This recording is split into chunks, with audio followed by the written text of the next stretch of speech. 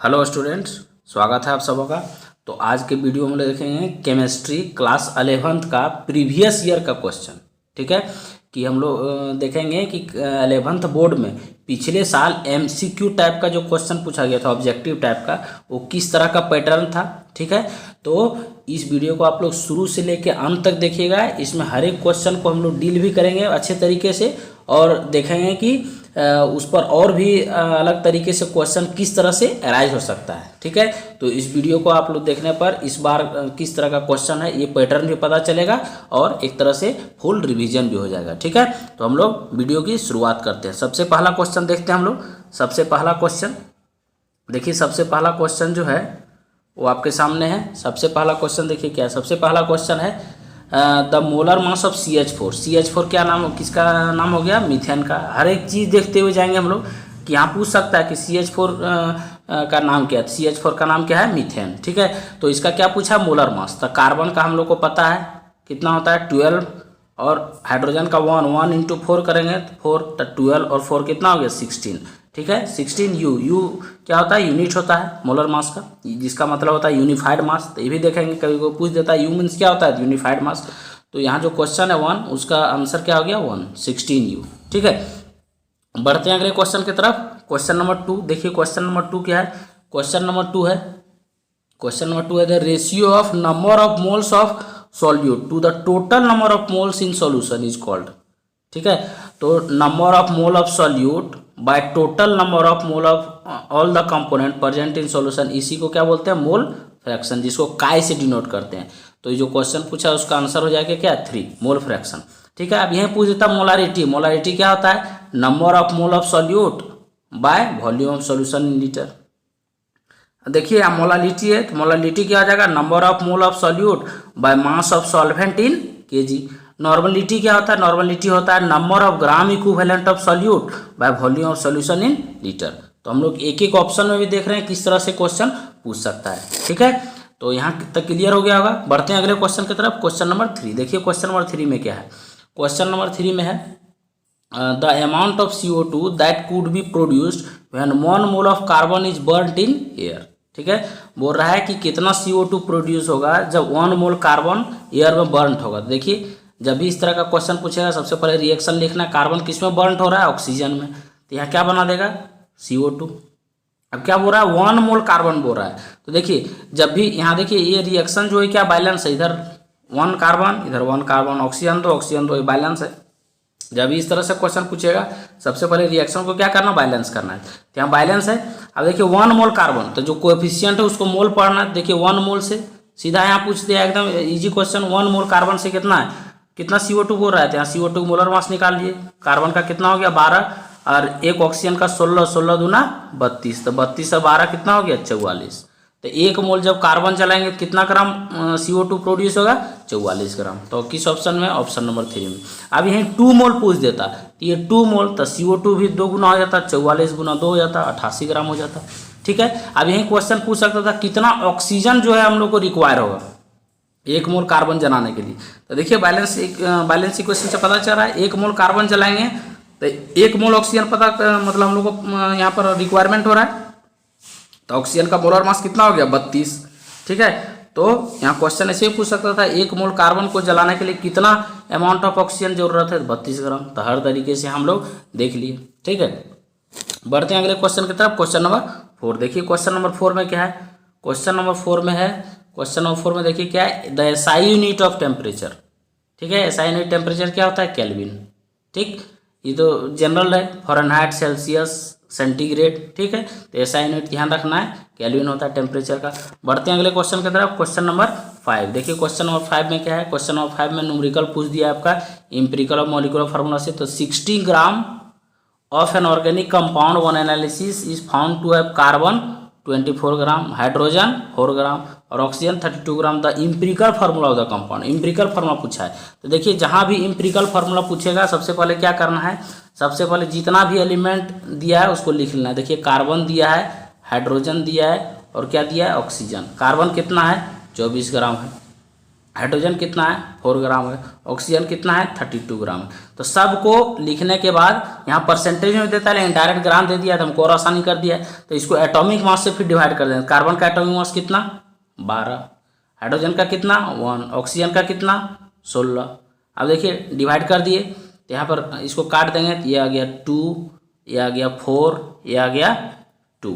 ठीक है, अब क्या करना है, अब जितना ये नंबर आया उसको हम लोग को जो सबसे सिंपलेस्ट है उससे फिर डिवाइड करना है। 2 4 2 में सबसे सिंपलेस्ट कौन है, सबसे लोवेस्ट कौन है 2, तो 2 से फिर डिवाइड कर दिए। देखिए 2 से डिवाइड कर दिए यहाँ पर, तो कटने के बाद कितना आ गया 1, यहाँ 2, यहाँ 1। अब सबके नीचे लिख दीजिए। देखिए कार्बन 1 आ गया, हाइड्रोजन कितना आ गया 2 आ गया, ऑक्सीजन कितना आ गया 1 आ गया। तो CH2O किस ऑप्शन में है, ऑप्शन नंबर 4 में। तो ये हो गया एम्पिरिकल फार्मूला। इसी तरह कोई भी पूछेगा, हम लोग को सबसे पहले परसेंटेज पूछ देता है तो इसको ग्राम में कन्वर्ट करते, यहीं पर क्वेश्चन बदल देता है, यहीं बोलता है 24% कार्बन है, हाइड्रोजन 4% है, ऑक्सीजन 32% है। तो डायरेक्ट परसेंटेज को ग्राम में कन्वर्ट कर देना है। ये इस पर हम वीडियो भी बना चुके हैं, आप लोग वहाँ जाकर देख सकते हैं। Some basic concept of chemistry से जितना भी प्रोबेबल क्वेश्चन होता है उस पर भी एक वीडियो हम बना के डाल दिया, तो वहाँ भी आप लोग जाके देख सकते हैं हर एक मतलब अच्छे एक्सप्लेनेशन के साथ में। ठीक है ना, तो यहाँ पर जब भी एम्पिरिकल मॉलिक्यूलर फार्मूलास क्वेश्चन पूछेगा इस तरह से हम लोग सॉल्व कर देंगे। बढ़ते हैं अगले क्वेश्चन की तरफ। क्वेश्चन नंबर 6 देखिए, क्वेश्चन नंबर 6 में क्या है। क्वेश्चन नंबर 6 में है what will be the molarity of A solution that contains 5.85 gram of NaCl पर 500 ml। ठीक है, अब देखिए मोलारिटी पूछ दिया था, अभी हम लोग पता किए थे मोलारिटी इक्वल टू होता है number of mole of solute by volume of solution in litre. तो नंबर ऑफ मोल अगर सॉल्यूट का पता चल जाए, वॉल्यूम ऑफ सॉल्यूशन लीटर पता चल जाए तो आसानी से निकल जाएगा। तो नंबर ऑफ मोल देखिए यहाँ सॉल्यूट कितना है ग्राम में दिया, इसको कन्वर्ट करेंगे किसमें मोल में। तो सबसे पहले number of mole given mass और मोलर मास, तो नंबर ऑफ मोल निकालना है। गिवन मास कितना है 5.85। अब मोलर मास NaCl का देखिए सोडियम का 23 और क्लोरीन का 35.5, तो इसको जोड़ेंगे तो कितना आ जाएगा 58.5 आ जाएगा। ठीक है, अब देखिए तो इसको जब हम कट करेंगे तो यहाँ जाएगा 100, ऊपर चल जाएगा 10, तो यहाँ कितना आ गया ये कट जाएगा तो आ गया 1/10 मतलब 0.1 मोल आ गया। ठीक, अब देखिए वॉल्यूम ऑफ सॉल्यूशन कितना 500 ml, इसको किसमें कन्वर्ट करेंगे लीटर में। तब 500 लीटर में 500/1000 तो कितना आ जाएगा 1/2 लीटर। अब देखिए इसको थोड़ा मिटा के हम लोग लिखते हैं। नंबर ऑफ मोल आ गया 0.1 और वॉल्यूम आ गया 1/2। देखिए यहाँ से तो यहाँ पर मोलरिटी हम लोग निकाल देंगे। मोलर नंबर ऑफ मोल 0.1 था, अब वॉल्यूम ऑफ सॉल्यूशन 1/2 मीन्स 1/2 करेंगे 2 पर चला जाएगा तो 0.2 आ गया। 0.2 पर मोल 0.2 मोल पर लीटर, 0.2 m। किस ऑप्शन में, ऑप्शन नंबर 3 में। ठीक है, तो यहाँ कोई भी मोलारिटी से क्वेश्चन देगा तो हम लोग को सबसे पहले क्या करना है, फार्मूला जानना है। Number of mole of solute बटा volume of solution in litre. Number of mole निकाल लेना है वेट बाय मोलर मास से, और फिर वॉल्यूम ऑफ सॉल्यूशन को लीटर में चेंज करना है। लीटर में दिया ठीक है, ml में, इसलिए इसको 1000 से डिवाइड करके फिर इस तरह से हम लोग कर देंगे। ठीक, बढ़ते हैं अगले क्वेश्चन की तरफ। क्वेश्चन नंबर 7 देखिए, क्वेश्चन नंबर 7 में क्या है। क्वेश्चन नंबर 7 में है number of protons neutrons and electrons in the element. ठीक है, ये एलिमेंट दिया हुआ है, तो यहाँ पर देखिए प्रोटॉन न्यूट्रॉन इलेक्ट्रॉन पूछा है। तो सबसे पहले देखिए कोई भी एलिमेंट का जो नोटेशन है वो नीचे वो रहेगा, वो क्या हो गया एटॉमिक नंबर Z, और जो ऊपर रहेगा वो हो गया एटॉमिक मास। ठीक है, तो एटॉमिक नंबर जो है वो किसके बराबर होता है, प्रोटॉन के बराबर। और कोई भी एलिमेंट में प्रोटॉन और इलेक्ट्रॉन क्या होता है, बराबर। तो देखिए 89 प्रोटॉन हो गया, और इलेक्ट्रॉन 89, मतलब शुरू में भी 89 और लास्ट में भी 89। किस में है, A में है, 1 में है, 3 में है और 4 में है। अब हम लोग को न्यूट्रॉन जानना है, तो न्यूट्रॉन जो होता है A minus Z, atomic mass minus atomic number. तो 231 में 89 घटा दीजिए, 231 में 89, तो 11 में 9 गया 2, और फिर 12 में 8 गया 4, 142 किस में है, ऑप्शन नंबर 2 में। ठीक है, ये करेक्ट हो गया 7 का ऑप्शन नंबर 2। इस तरह से ऐसा क्वेश्चन पूछेगा तो सॉल्व करना। ठीक, बढ़ते हैं अगले क्वेश्चन की तरफ। क्वेश्चन नंबर 8 देखिए, क्वेश्चन नंबर 8 में क्या है। क्वेश्चन नंबर 8 में है which one of the following set of ions represent a collection of iso electronic species. Iso electronic, iso mean same, electronic मतलब इलेक्ट्रॉन, किसमें सेम इलेक्ट्रॉन है तो काउंट करना है सिंपल। तो देखिए ऑप्शन नंबर 1 में देखते हैं, देखिए पोटेशियम का होता है कितना, यहाँ लिखा है और भी आसान कर दिया। पोटेशियम का एटॉमिक नंबर 19, 19 में 1 गया 18। कैल्शियम का 20, 20 में 2 गया 18। स्कैंडियम का 21 होता है, 21 में 3 गया 18। क्लोरीन का 17 होता है, 17 और 1 माइनस मतलब 1 इलेक्ट्रॉन ले लिया 18। ऑप्शन नंबर 1 करेक्ट हो गया।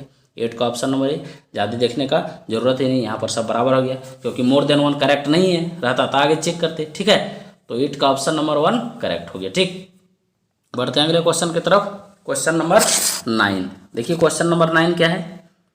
क्वेश्चन नंबर 9 देखिए क्या, क्वेश्चन नंबर 9 है the magnetic orbital quantum number specified. ठीक है, मैग्नेटिक क्वांटम नंबर से सवाल है। तो देखिए आप लोग पढ़े होंगे 4 क्वांटम नंबर होता है टोटल, एन, एल, एम और एस। एन हो गया प्रिंसिपल क्वांटम नंबर, एल हो गया एजीमुथल क्वांटम नंबर, एम हो गया मैग्नेटिक क्वांटम नंबर, एस हो गया स्पिन क्वांटम नंबर।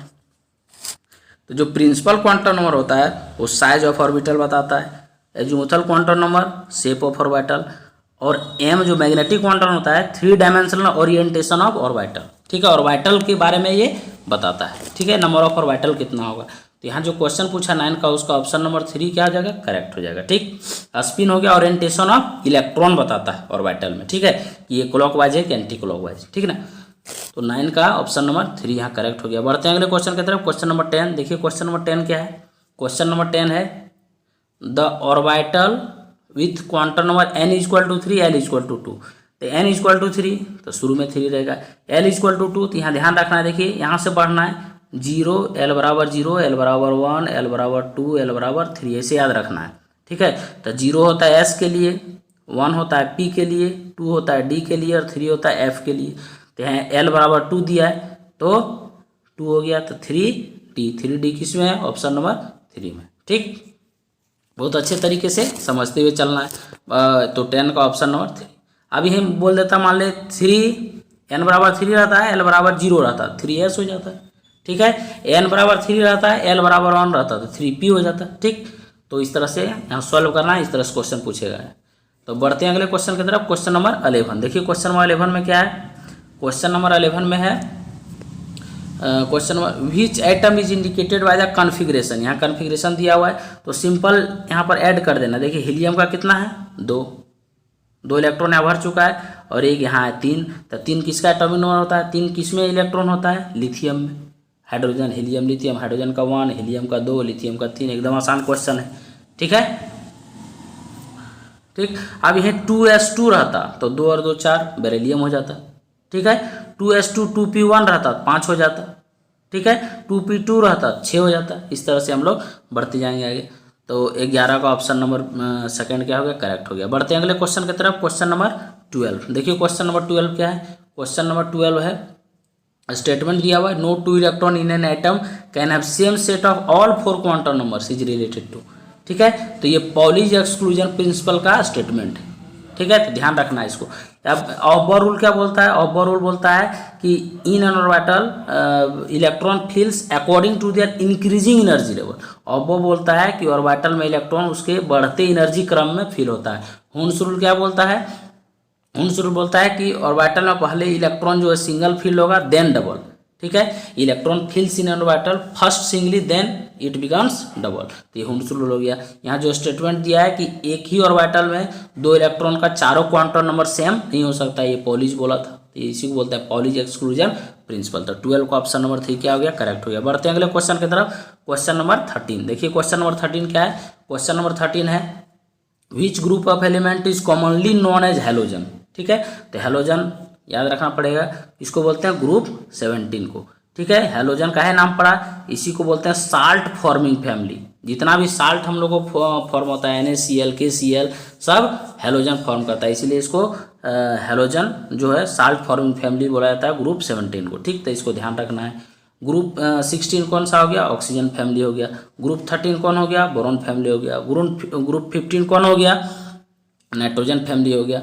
ठीक है, तो यहाँ ध्यान रखना है। ग्रुप 14 कौन हो गया, कार्बन फैमिली हो गया। ठीक, तो 13 का ऑप्शन नंबर सेकंड क्या हो गया, करेक्ट हो गया। बढ़ते हैं अगले क्वेश्चन की तरफ। क्वेश्चन नंबर 14 देखिए, क्वेश्चन नंबर 14 क्या, क्वेश्चन नंबर 14 है which of the following configuration has the highest ionisation energy. Ionisation energy आप लोगों को पता होगा कि आयनेशन एनर्जी जो होता है आउटर मोस्ट ऑर्बिट से एक इलेक्ट्रॉन बाहर निकालने के लिए जितना मिनिमम एनर्जी दिया जाता है, the minimum amount of energy required to eject one electron from an outermost orbit of an isolated gaseous atom is called ionisation energy. तो जहाँ भी कन्फिग्रेशन से हम लोग को आयनेशन एनर्जी पूछा, सबसे पहले देखना है कि कहाँ फुल फील्ड है।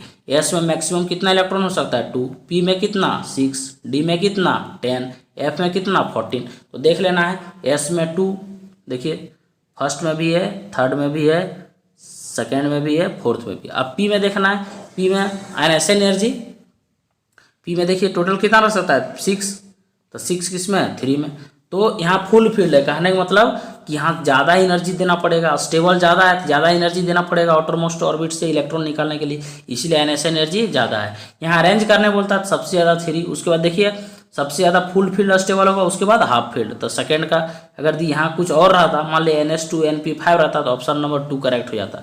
सबसे ज़्यादा आयनेशन एनर्जी फुल फील्ड का, उसके बाद हाफ फील्ड का। ठीक है, ये चीज़ ध्यान रखना जहाँ भी कॉन्फ़िगरेशन से रिलेटेड आयनेशन एनर्जी अगर पूछेगा तो। ठीक, तो बढ़ते हैं अब अगले क्वेश्चन की तरफ। क्वेश्चन नंबर 15, देखिए क्वेश्चन नंबर 15 में क्या है। क्वेश्चन नंबर 15 में है how many groups are present in the modern periodic table. ठीक है, तो आप लोग को ग्रुप टोटल पता होगा कि टोटल ग्रुप कितना होता है 18। ठीक है, अब पीरियड टोटल कितना होता है 7 पीरियड और 18 ग्रुप मॉडर्न पीरियोडिक टेबल में। ठीक है, तो ये ध्यान रखना है। बढ़ते हैं अगले क्वेश्चन की तरफ। क्वेश्चन नंबर 16, देखिए क्वेश्चन नंबर 16 क्या होता है। क्वेश्चन नंबर 16 है outer electronic configuration of S block element. ठीक है, तो एस ब्लॉक एलिमेंट आप लोग पता है, एस ब्लॉक एलिमेंट में ग्रुप 1 हो गया और ग्रुप 2 हो गया, दोनों हो जाता है। ठीक है, तो ग्रुप 1 का हो गया NS1 और ग्रुप 2 का हो गया NS2। तो 1 से 2 तक, तो ऑप्शन नंबर 3 जो हो जाएगा वो करेक्ट हो जाएगा। 1 2 NS1 भी होता है, NS2 भी होता है एस ब्लॉक में। अगर दी ग्रुप 1 यहीं पर क्वेश्चन पूछता outer electronic configuration of group 1 element, ठीक है, तो NS1 करेक्ट हो जाता। पूछ देता है outer electronic configuration of group 2 element, तो NS2 हो जाता है। यहाँ एस ब्लॉक पूछा है, एस ब्लॉक में ये दोनों रहता है, इसलिए NS1 2 2 ऑप्शन नंबर 3 करेक्ट हो जाएगा। ठीक है, अब बढ़ते हैं अगले क्वेश्चन की तरफ। क्वेश्चन नंबर 17, देखिए क्वेश्चन नंबर 17 क्या है। क्वेश्चन नंबर 17 है इन the modern periodic table the period indicates the value of. ठीक है, 7 पीरियड होता है टोटल, तो पीरियड क्या इंडिकेट करता है प्रिंसिपल क्वांटम नंबर। ठीक है, जैसे देखिए मान लेते हैं हाइड्रोजन है, हाइड्रोजन कितना हो गया 1s1, हीलियम कितना है 2, यहाँ कितना हो जाएगा 1s2। ठीक है, तो यहाँ पर देखिए फर्स्ट पीरियड का है, तो देखिए जो 1 है यह इंडिकेट कर रहा है किसको, प्रिंसिपल क्वांटम नंबर को, जिसको डिनोट करते हैं n से। ठीक है, तो ये चीज़ ध्यान रखना है। ठीक है, अब वही मान ले कि जैसे यहाँ पर रहता है लिथियम, तो लिथियम का 3 होता है, तो जाते 1s2 2s1। ठीक है, तो यहाँ देखिए 2 जो है ये किसको सेकेंड पीरियड का है, लास्ट इलेक्ट्रॉन किस में जा रहा है 2s1 में। ठीक है, सेकेंड सेल में, तो यहाँ पर देखिए यहाँ प्रिंसिपल क्वांटम 2 हो गया, मतलब सेकेंड पीरियड का है। ठीक है ना, तो इस तरह से ध्यान रखना है। तो जो मॉडर्न पीरियोडिक टेबल में पीरियड इंडिकेट्स करता है किसको, प्रिंसिपल क्वांटम नंबर को। ठीक ना, बढ़ते हैं अगले क्वेश्चन की तरफ। क्वेश्चन नंबर 18, देखिए क्वेश्चन नंबर 18 क्या है।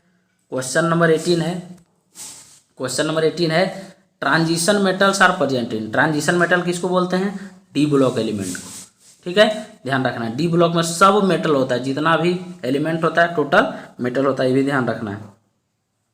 और एस ब्लॉक और पी ब्लॉक एलिमेंट को क्या बोलते हैं, रिप्रेजेंटेटिव एलिमेंट, रिप्रेजेंटेटिव एलिमेंट। और एफ ब्लॉक को क्या बोलते हैं, inner transition metal, inner transition metal. तो ध्यान रखना है, डी ब्लॉक को ट्रांजिशन मेटल या ट्रांजिशन एलिमेंट, एस ब्लॉक और पी ब्लॉक को रिप्रेजेंटेटिव एलिमेंट, और एफ ब्लॉक को इनर ट्रांजिशन एलिमेंट या इनर ट्रांजिशन मेटल। ठीक है, तो 18 का ऑप्शन नंबर 3 करेक्ट हो गया।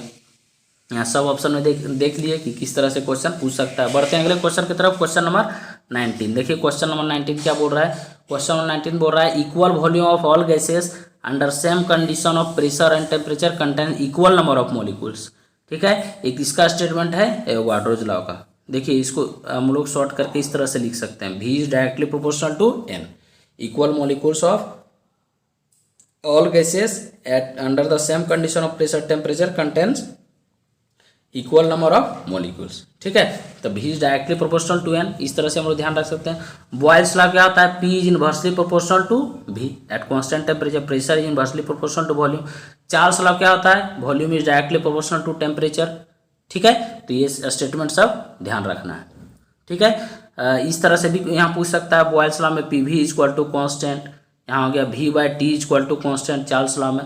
ठीक है, एवोगाड्रो लॉ में V by N is equal to constant. ठीक है, तो इसको ध्यान रखना। ठीक, बढ़ते हैं अगले क्वेश्चन की तरफ। क्वेश्चन नंबर 20 देखिए, क्वेश्चन नंबर 20 क्या है, एकदम आसान क्वेश्चन है। क्वेश्चन नंबर 20 में है, क्वेश्चन नंबर 20 है P V is equal to N R T. ये क्या है, आइडियल गैस इक्वेशन, एकदम ध्यान रखना है। जहाँ पी हो गया प्रेशर, वी हो गया वॉल्यूम ऑफ गैस, एन हो गया नंबर ऑफ मोल, आर हो गया यूनिवर्सल गैस कांस्टेंट, टी हो गया टेम्परेचर। ठीक है, तो ये ध्यान रखना है। अगले बढ़ते हैं अगले क्वेश्चन की तरफ। क्वेश्चन नंबर 21, क्वेश्चन नंबर 21 देखिए क्या है। क्वेश्चन नंबर 21 है what will be the minimum pressure required to compress 500 DMQ volume है of air at 1 bar pressure to 200 DMQ at 30 degree Celsius. ठीक है, तो अब देखिए यहाँ पर जो है वॉल्यूम दिया हुआ है और प्रेशर दिया हुआ है, तो यहाँ पर ये वाला फॉर्मूला लग जाएगा P1 V1 बराबर P2 V2। तो देखिए, तो प्रेशर 1 बार प्रेशर पर वॉल्यूम कितना है 500। ठीक है, तो प्रेशर पूछ रहा है, मिनिमम प्रेशर कितना होगा, वॉल्यूम कितना है 200 DMQ, DMQ यूनिट हो गया वॉल्यूम का।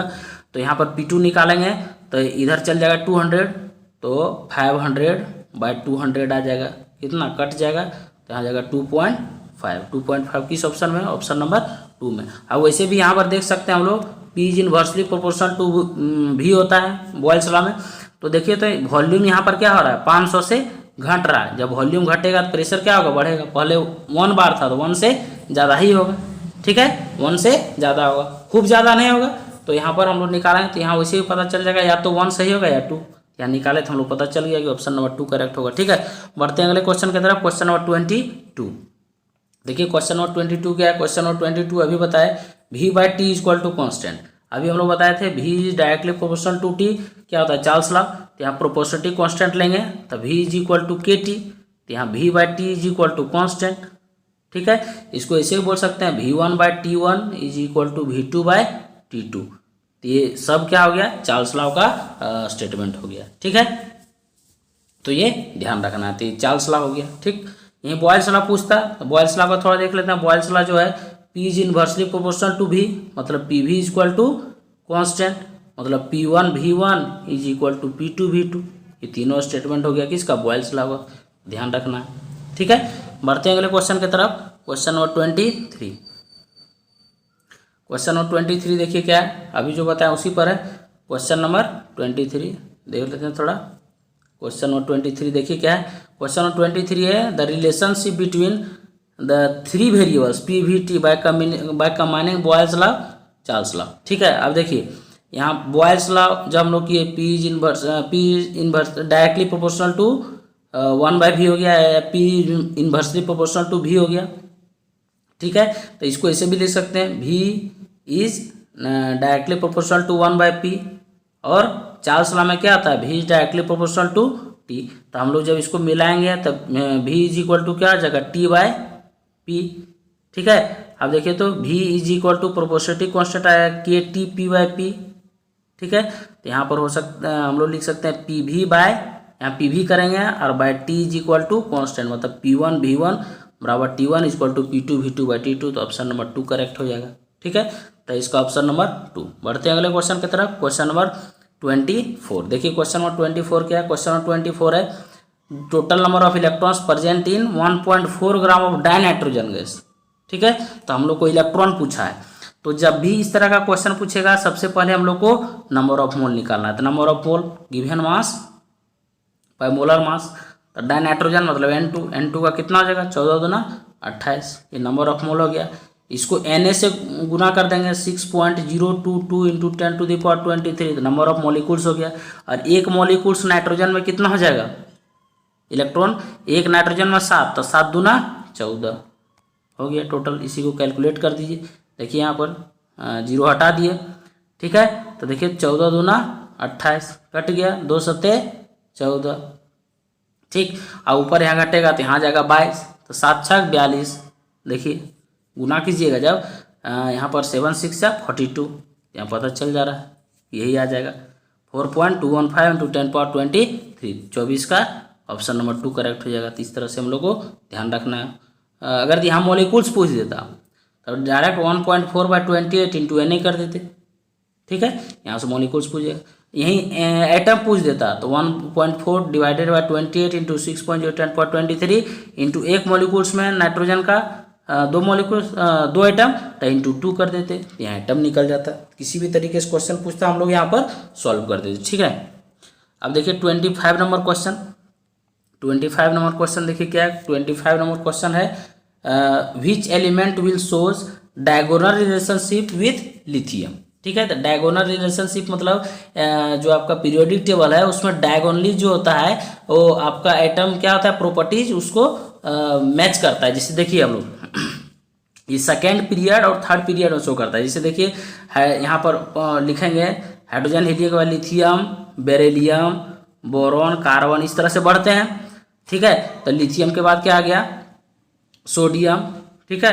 यहाँ क्या आ गया मैग्नीशियम, फिर यहाँ पर क्या आ गया एल्युमिनियम, ठीक है। इस तरह लिखते हैं। तो लिथियम का जो है वो किससे शो करेगा मैग्नीशियम के साथ, डायगोनली जो है प्रॉपर्टीज मैच करता है। और बेरिलियम जो है किसके साथ मैच करेगा एल्युमिनियम के साथ। यहाँ किसका पूछा है लिथियम का, तो लिथियम किसके साथ शो करेगा मैग्नीशियम के साथ। तो ऑप्शन नंबर ए करेक्ट हो जाएगा। यहीं पूछ देता अगर ये बेरिलियम तो बेरिलियम किसके साथ मैच करता है एल्युमिनियम के साथ, तो ये ध्यान रखना है, ठीक है। तो 25 का ऑप्शन नंबर 1 क्या हो जाएगा करेक्ट हो जाएगा, ठीक ना। बढ़ते हैं अगले क्वेश्चन की तरफ। क्वेश्चन नंबर 26 देखिए। क्वेश्चन नंबर 26 क्या है। क्वेश्चन नंबर 26 है Solvay process is use to prepare, ठीक है। तो सॉल्वे प्रोसेस जो है वो सोडियम कार्बोनेट को बनाने के लिए यूज किया जाता है, ठीक है, Na2CO3, ठीक। बढ़ते हैं अगले क्वेश्चन की तरफ। क्वेश्चन नंबर 27, ठीक है। अब देखिए क्वेश्चन नंबर 27 क्या है। क्वेश्चन नंबर 27 है। क्वेश्चन नंबर 27 है which colour is imparted to the flame by calcium, ठीक है। जब कैल्शियम को हम लोग फ्लेम में हीट करते हैं तो कौन सा कलर देता है, ये है याद रखना है। इसका जो आंसर हो जाएगा वो हो जाएगा ब्रिक रेड, ठीक है। ब्रिक रेड कहीं दिया रहेगा, कहीं ऑरेंज रेड भी दिया रहेगा, तो ये सब ध्यान रखना ऑरेंज रेड, ठीक है। और क्रिम्सन रेड अगर यहाँ पूछ देता है तो क्रिम्सन रेड जो कलर होता है वो लिथियम का भी होता है, स्ट्रोंटियम का भी होता है। तो ये सब कलर जो है आपको याद रख लेना है, ठीक है ना। तो यहाँ ब्रिक रेड की जगह ऑरेंज रेड भी दिया रहता तभी आंसर ये होता। और क्रिम्सन रेड जो होता है वो लिथियम का होता है और स्ट्रोंटियम का होता है, ठीक है। बढ़ते हैं अगले क्वेश्चन की तरफ। Question number 28। क्वेश्चन नंबर 28 देखिए क्या है। क्वेश्चन नंबर 28 है the formula plaster of Paris, ठीक है। तो प्लास्टर ऑफ पेरिस का जो फार्मूला है वो हो जाएगा CaSO4.2, ठीक है। यहीं जिप्सम का अगर पूछ देता तो CaSO4.2H2 हो जाता, ठीक है। तो इसको ध्यान रखना है, ठीक। ये तो 9, 10 में भी पढ़ना था।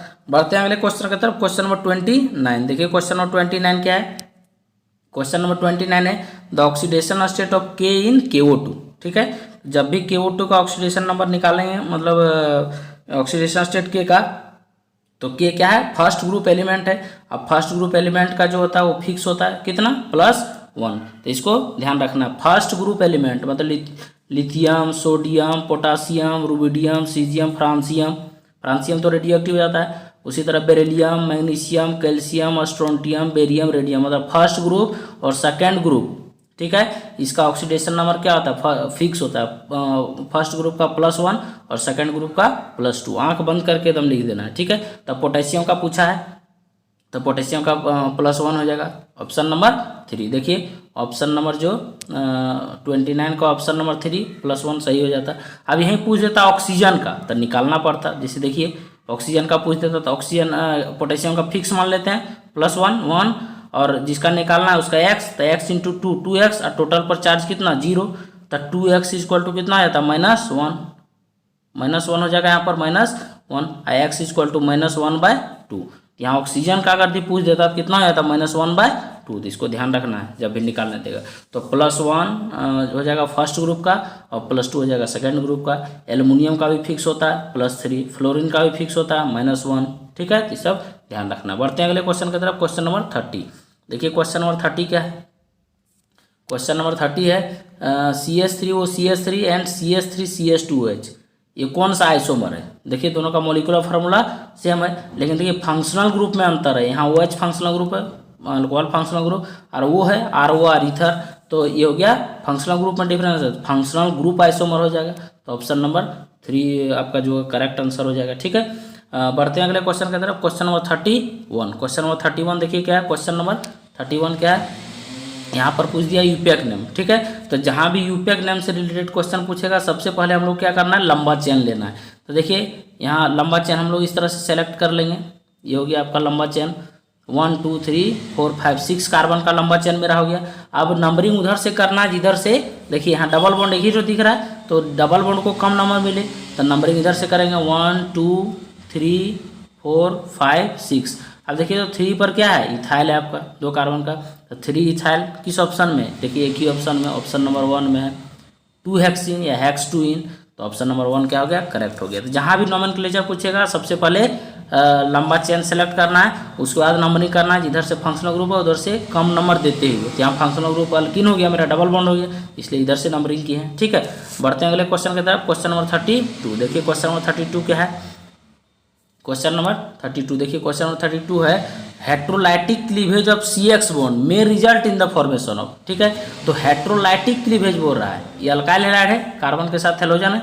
तो जब भी हेट्रोलाइटिक क्लीवेज होगा, हेट्रोलाइटिक मतलब अनइक्वल डिस्ट्रीब्यूशन, एक बॉन्ड में 2 इलेक्ट्रॉन, तो हेट्रोलाइटिक क्लीवेज आएगा। तो जो ज़्यादा इलेक्ट्रोनेगेटिव है उस पर चल जाएगा माइनस चार्ज, और जो कम इलेक्ट्रोनेगेटिव है उस पर चल जाएगा प्लस चार्ज।